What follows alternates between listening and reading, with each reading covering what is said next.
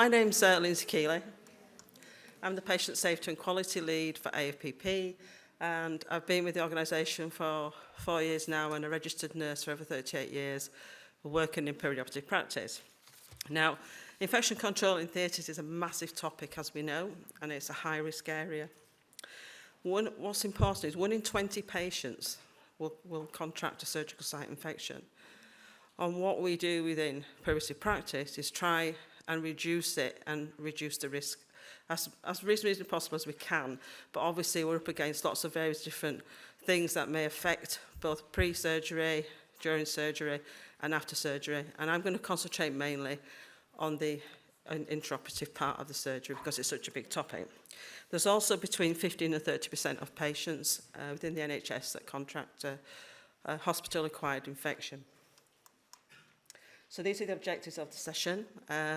Hopefully I'll cover most of them within the session that you'll be able to take something back and hopefully look at your practice within your organisations. So infection prevention control in theatre. So as I've stated, it's a high-risk area and we manage it reasonably well. But AFPP looks at it from a point of view of making sure that not only are the staff practising safely, that the patients are also safe, and we practice to a certain standard. So AFPP provides standards and recommendations that are research and evidence-based, that are constantly updated as and when various new guidance comes out to make sure that all of you working out there are safe in what you're doing and reducing the risk where is reasonably possible, and equally to yourselves as well as the patient. So for this part of the presentation, I'm going to concentrate, as I said, on the intraoperative part of surgery. And as we know, there's 3 phases to perioperative care.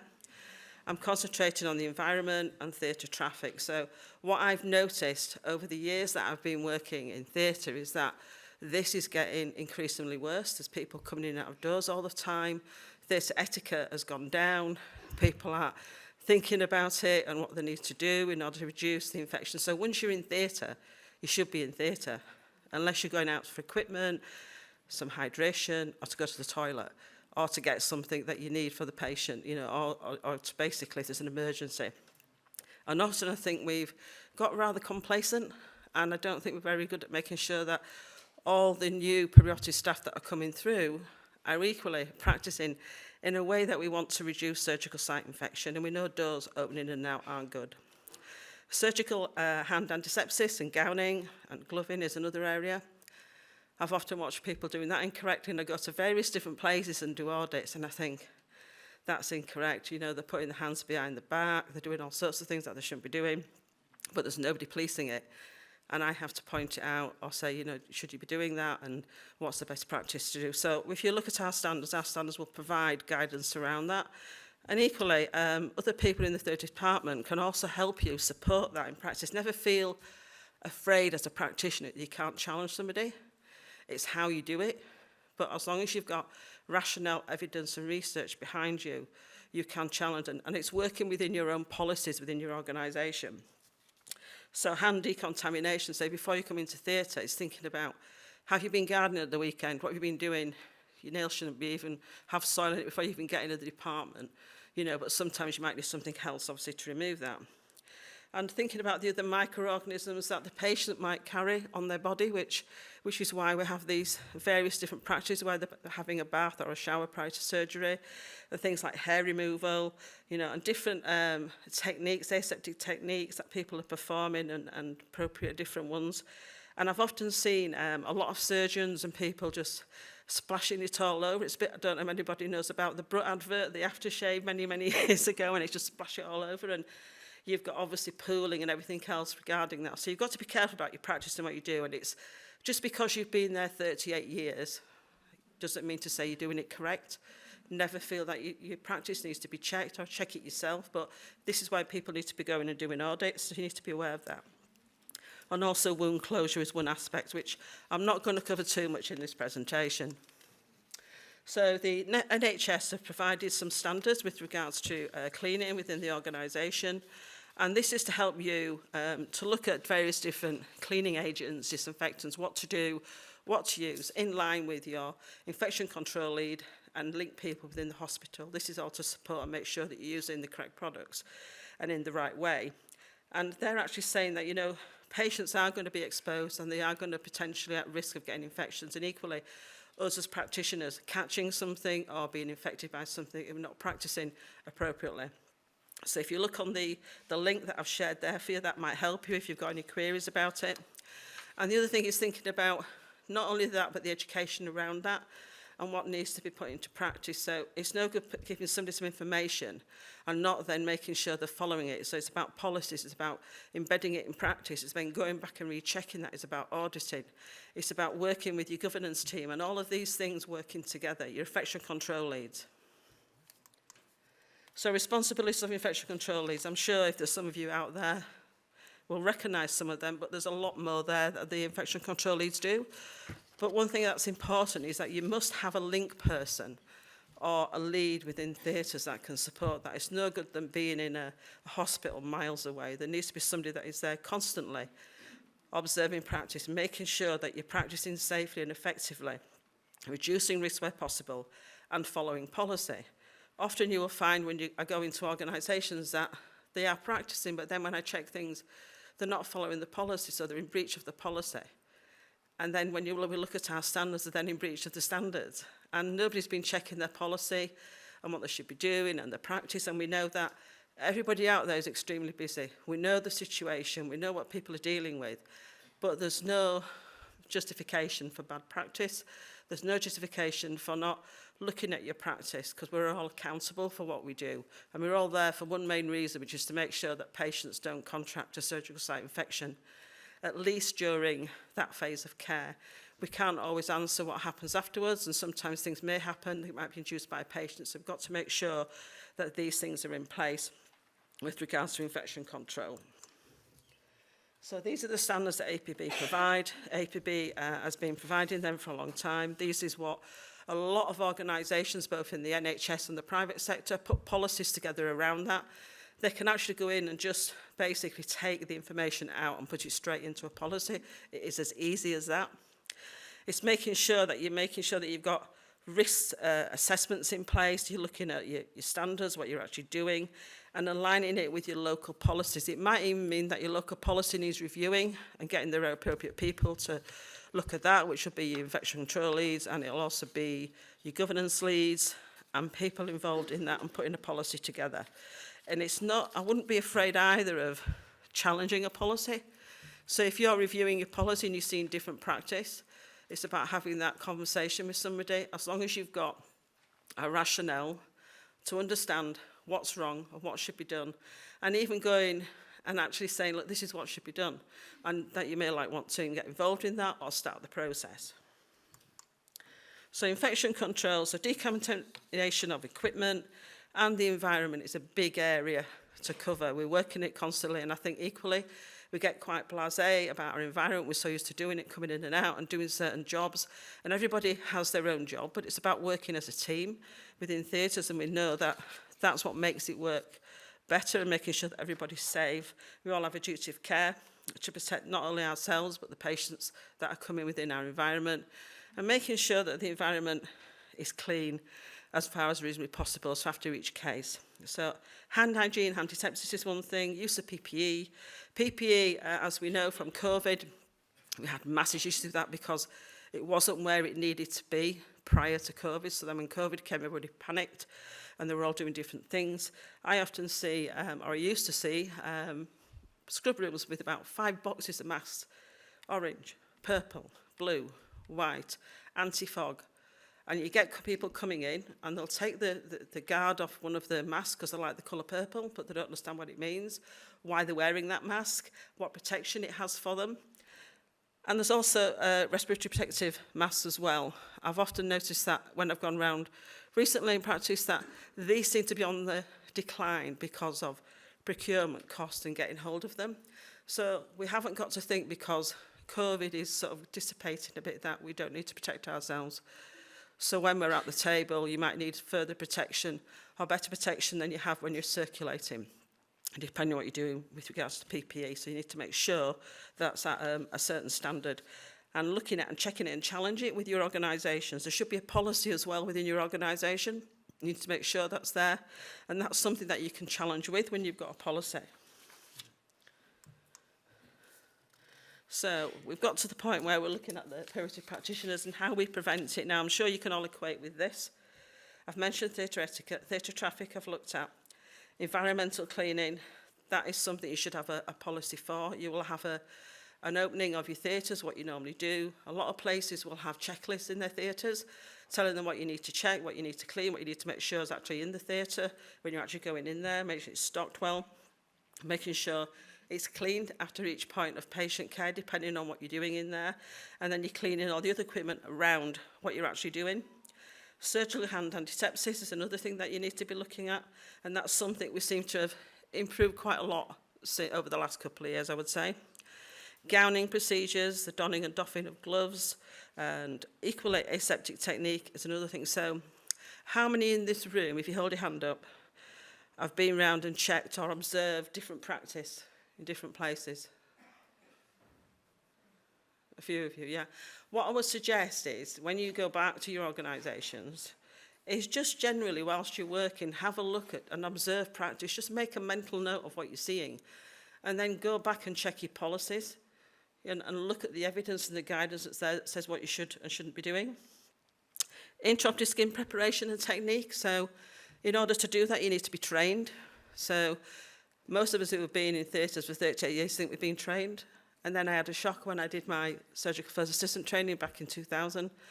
What I was doing was incorrect, so I had to then change my practice. I wasn't afraid of changing my practice because I had the rationale, the research and the evidence to change what I was doing. I got them to remove razors from the theatre department. And that was a real big struggle. I was on my own trying to do that, but I did it because I had the nice guidance, the research, the policies, everything else put together to be able to do that. And eventually I got it taken off the order list. So if they can't order it, they can't get hold of it. So the surgeons can't get hold of it either. Unless the person bring it in themselves, they can't get hold of it. Draping technique. Now, draping technique, again, you feel because you've worked in theatres for a long time, you know how to do that. And again, it's about thinking of what you're doing and why you're doing it. And this will be for numerous different types of procedures, various different positions of patients. So cardiac, axilla, you could knee, hip, all sorts of weird, head and neck, all different types of ways that you need to prep and drape the patient. Again, you need education around that. And you need something embedded in practice. There's somebody, competency, somebody going around and checking that you're doing, and it needs to be annual if you are doing that practice. And equally, when you're thinking about your draping technique I was once asked this question by a thoracic surgeon, and he was draping like he did in the NHS, which was bottom, top, side and side. I says, that's wrong. I said, and he didn't understand why it was wrong. And I says, disposable drapes, side, bottom, side, top. And I had to tell him why he was doing it, so you can get closer to the patient, right? And you can get round. And actually a lot of draping companies, and I was taught myself, was that you can actually apply a lot of drapes on your own. Some procedures you can't, obviously, but most of them you can do, like a basic universal drape, you can do that on your own. If you've been taught correctly, you know what you're doing. So it's being aware of different types of draping technique and how you're doing it. We're now starting thinking to be green. I haven't talked a lot about this in here, but that's another issue. So bringing back reusable, is it a good thing, is it a bad thing? And then you're going to start thinking, I'm going to need to put bottom, top, side, side. Am I going to make it stick? What am I going to stick it with? So an IABAN or something like that. We don't want to be bringing towel clips back. Some of the reusable drapes did have sticky adhesive on them. So this is something that I don't think will happen quick if it does happening. There's no infrastructure there to support it. And there's all the other costs and everything around that. Instrument management, how we manage it within the theatre itself. Checking it, making sure it's sterile, making sure even when we've opened it, it's not got a nail in it or a melted pen or residue blood, in it or anything like that. Trolley preparation, again, it shouldn't be prepping before any type of surgery and leaving it there. And they do sometimes say you should cover it, but I would say wherever possible, don't cover it unless you're in a procedure where you have to go away, like you're doing a flap or something, and you have to come back. And normally one person would stay in theatre anyway. You should never leave your trolley and leaving it uncovered in a space where it can get contaminated. and maintaining the sterile field. So health and safety things, the image on the right is just the colour of different types of bags and burn bins and things that we have in our theatre etiquette book. I've highlighted the areas in red, so infection prevention control and cross-infection, massive area. Sharp safety, another big area. They're currently looking at the BSI standards at the moment, which I'm working with, so they're going to start looking at different types of sort of sharp safety devices and things that you can use within theatre, and the guidance will be coming out, I should imagine, by the end of this year regarding that. And as soon as we know what's happening with that, APP will let you know.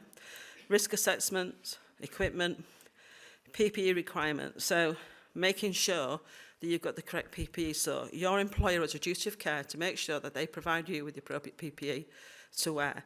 Education training around it. When you're looking at different things with kind of PPE, you need to make sure that you do get training if they're going to provide anything. And if they bring something in that isn't appropriate, you need to be telling them why it isn't. So prior to the pandemic, we were all wearing side masks, most of us, yeah. We went to the elastic loop ones and all the problems they caused. And I got a call saying that these were banned in the UK, but they weren't banned in the UK. What happened was they were actually removed because every time you've got them on your face and you were speaking during a procedure, they were coming down. And even though you fixed the metal bit on your nose, people are thinking different ways of making sure they were tied around their ears. So that was the reason people stopped using them. And they've come back, and we've all found different ways of trying to use different types of masks and things like that. And some places it's working and some it isn't. So it's just making sure that you have got the appropriate PPE to protect yourself whilst you're in the operating theatre. I've also mentioned waste management there. That's another area where you're getting rid of your waste, what you're doing with it, what you're touching, what you're cleaning. And then looking at, from when you're getting rid of your waste, what's happening to it from there. So have you got processes and policies in place to support that? Do you have training and any sort of information around that? The other area which APP also is concentrating on, which I've not highlighted there, is surgical plume, which is a risk to us. I've never smoked, but I have in theatre. I've been in theatre for 30 odd years, and it's only when I go back now, having not been in on a regular basis, that I'm stood watching and I can feel, I can breathe, you know, I'm breathing it in, they're not using the appropriate equipment. So it's making sure that you've done risk assessments regarding that and making sure that anything that you've got a concern, whether it's sharp safety, you're doing a risk assessment, looking at policies, reviewing policies and looking at the guidance that's there, and then sitting somebody and going through what needs to happen. If you're going to change anything, change it with the research and the evidence base that's around that, why you need to change it. You may have to include procurement to support you with that if it's change of equipment, and your rationale about that. Blood-borne pathogens, the three sort of main things I've put there. I know there is other things that are out there that, you know, can affect you whilst working in the operating theatre, body fluids and all sorts of things like that. But these are the three main things we need to be aware of when it comes to standard precautions. I don't know, unless somebody's pointed out to me that somebody's got something like this. So I have to think everybody coming through that door potentially has one of these. And therefore, we have to think like that and treat everybody the same. And therefore, you're going to protect yourself and making sure equally that you don't become infected. Theatre attire. This is quite amusing in some places, but with theatre attire, you're supposed to put your hat on first when you go into the changing room. Does anybody know why? So the reason you put your hat on first is so you've not got any hair falling out or anything onto your uniform. So all your hair needs to be tucked in. I often see people coming in with the hair flowing around. I think it's the fashion parade, you know, and they're wearing a purple hat because it suits the hair, or they're wearing a pink one or whatever. And, you know, and I think the hat's there for a purpose. You know, so unless it's colour-coded and you've got something in place and this is what should happen, but often when you go down that route, you end up with some hats running out and nobody wears the right colour in the first place. So you end up not knowing who's who. So if you're going to do that, you need to make sure that that's correct. Your actual suit that you're wearing, we see on this image that it's hanging over, but actually it should be tucked in because there's nothing going to fall out then. You're tucking it in, and obviously, you know, there's nothing going to fall out and go into the theatre. So you're looking basically that nothing's going to potentially infect or contaminate the area that you're already working in. And then you've got your shoes, and this is a big area. So a lot of people now wear pumps, trainers, different Crocs that come in. We've even had people saying, can I put little, you know, badges on my Crocs and come in, and your Crocs have got holes in. Well, They're there for a reason, to protect you so you don't get blood, body tissue and things on you. And equally for things falling that are on you. So if you don't wear any sort of protection that your employer, provides for you, you won't be covered under vicarious liability if that happens to your feet when you're in theatre. So if you've got special needs, then that's another thing. If you need something different, you need to tell them. Some people have various foot issues that needs to be addressed. So you need to make sure that you've got the right attire on, and equally that you clean it. I mean, how many people clean the shoes regularly? Surgeons never do. I don't know if there's any surgeons in the audience, but I remember the days when I used to have to go in there and scrub them all. But it's a question of making sure that your footwear is clean when you go in and clean when you come out, and to make sure that it's the appropriate footwear. Okay. So hand hygiene again, this is the WHO hand hygiene, and this is basically what you should be following. This is your basic 5 moments of hand hygiene that we all know about and we all should be practicing. Principles of environment cleaning, again, this is quite a lengthy sort of slide for you, but it's the information that the NHS England provided should also help you within your organisation. You should have equally a policy to back this up, and there's also information in the APP standards and guidance that will help you with that. It's making sure you've got the right appropriate disinfectant and detergents, liaising with your infection control lead, and making sure that you're following the correct process. You're not reusing cloths and other items. Environmental touch points, as you can see there, the most ones that you're going to be using, and the WHO actually does it quite nicely so you can actually see what your touch points are. And then it's actually making sure that these are cleaned between every case. So this one here, they're cleaning different things on there. So again, it's about cleaning with the right equipment and making sure that you're following your local policies and your guidelines, and establishing some control methods that within your organisation, making sure that the table particularly and any sort of service that the patient is coming in contact is clean in between each case. So this is the surgical risks and risk factors. So these are things that you need to be thinking about in theatre. Now, I've put on one side where it says uncontrolled, decontamination and sterilisation. That's mainly because us in theatre can't control it if it's outsourced. If you've got lucky to have a sterile services within your organisation, as some places do, you can obviously police that a bit better. But making sure that what you control, so you, as purity practitioners working in theatre, whatever role it is, you can control all of those things on the left-hand side. That was in your power to do that. And that's what you should be doing, and that's what you'll be accountable for. The other things are very difficult for us to control, and we have to put very different mechanisms to help us. Aseptic technique on there, which is somebody washing their hands nicely. So again, it's washing your hands appropriately. We don't use the word scrub because we're not supposed to scrub our hands, but we can't say anything else except we're going to go and scrub our hands, because we can't go and say I'm going to form surgical hand antisepsis or anything silly like that. So we use that terminology, but we're not supposed to scrub. There is picks in the various different sponges that you can use if you want to use them. You don't have to use them. Your nails should be not more than 1 millimetre in length. No nail varnish, nothing on, no covers on your nails or anything like that. A lot of organisations are working to the aseptic non-touch technique, which is the ANT. A lot of them have policies in place and competencies, and they're actually using that and policing that. And auditing practice is really good, just to make sure that it's embedded in practice. Hand antisepsis, again, using and following the guidance, so nice guidance you need to follow. There's also APP provided guidance. We've got posters on hand and surgical hand antisepsis, which should help you as well. And you can come to our stand and get some of them. So surgical hand antisepsis there just talks more about what the process is and what you need to do, the guidance that's there, and what you need to do between subsequent procedures. So if you're doing a fast list, so like you're doing a grommet list or something like that, you're not going out to the toilet or doing anything else, you can use hand rub. So you need to make sure that you know how to use that and you have that in your department. Always follow instructions for use. And hopefully, unless it's a particular type of agent, you should have some sort of hand cream or something like that to protect your hands. A lot of them now have them impregnated. So you just need to make sure that you're looking after your hands, because that's your life. If you don't look after your hands, what are you going to do? If you're starving a breakdown and you're not able to scrub, can't wear gloves, etc. So you need to make sure. So this is the hand antisepsis guide that we have. Glove method, always use a closed glove method. That's the best method to use. You need to be taught that correctly wherever possible. It's not always done, and I see all sorts of funny different practices going on again about you going and observing practice. That's a surgical hand rub. So best practice to prevent surgical site infections. So we have the WHO checklist, which helps us. And then we've got antibiotic prophylaxis, if required. We are moving away from that, but it's as and when needed, particularly if you're using a prosthesis. That's very important that you do that.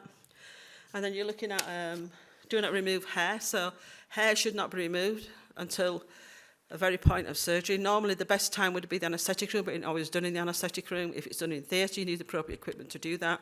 And wherever possible, don't remove it if you don't have to, and use the right equipment.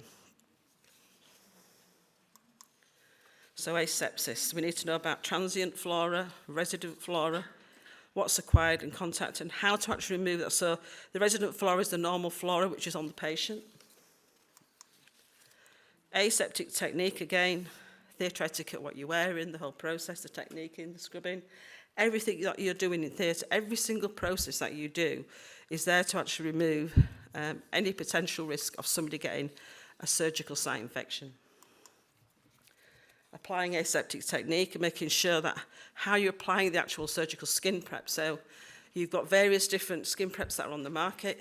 Wherever possible, if it's produced by a company, get them to come in and do training, look at your policies, follow instructions for use. And if you've got any issues around any of the products, again, it's about getting the company. So using like the chlorhexidine, the red stain dye, that's another thing you've got to think about. So if you're using bulk bottles, there is a risk of infection around the lid of the box of the bottle.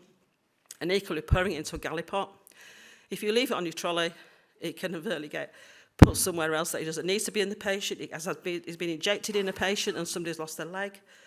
And equally, you've got fluids on your trolley that aren't labelled. So you need to make sure that wherever you're using that you've got a policy in place and training and education and competencies, again, around that within practice. Surgical instrument management, again, this is how we manage the instruments on the trolley. What do we do with them? What you don't want to be doing is picking a Bland Sutton up or something and poking your hair back in your hat or putting it on up your nose or whatever you want to do. People scratch the nose with them and things like that. So making sure that you don't do anything silly with your equipment and making sure that it's sterile and it's fit for purpose.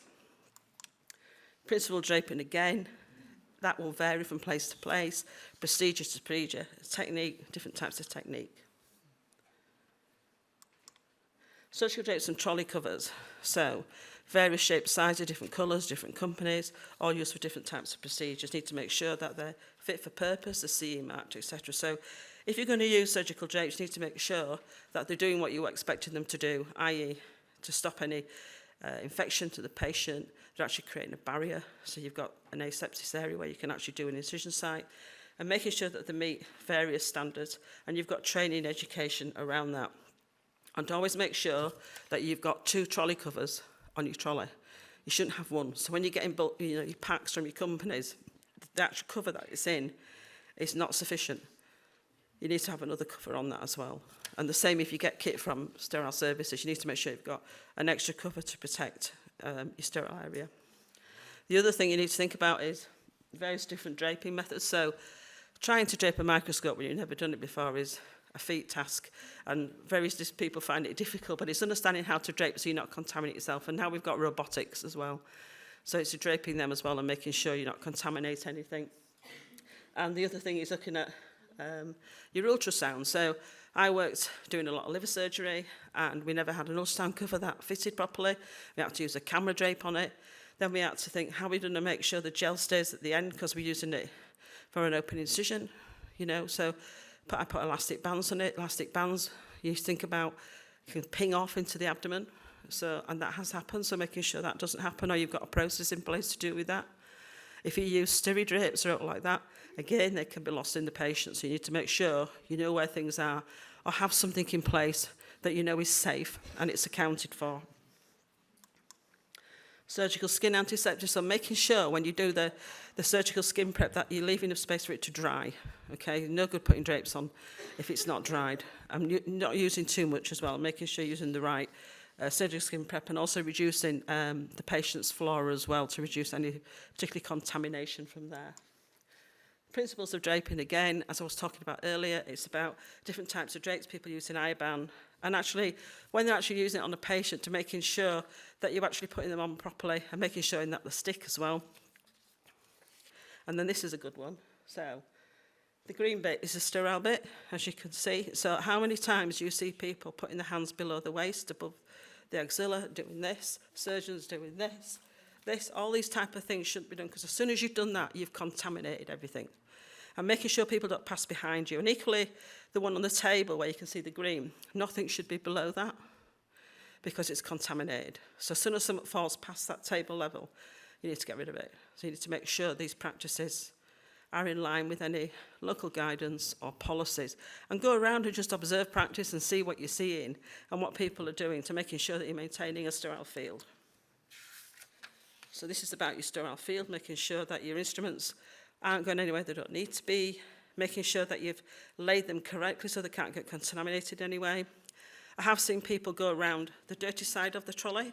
So they're prepped on this side with a runner, passing stuff off, and then they've gone round to stand at that side because the surgeon likes to stand here. So potentially they're just contaminating themselves again. So looking at practice. Managing your sterile field, making sure this is a bit more information about how to manage and maintain the sterile field, to make sure that you're following guidance and making sure that your items are sterile on the trolley. Avoid anybody leaning over, so people leaning over your trolley and throwing stuff on your trolley. Look at the practice, and if you see anybody doing that, stop them.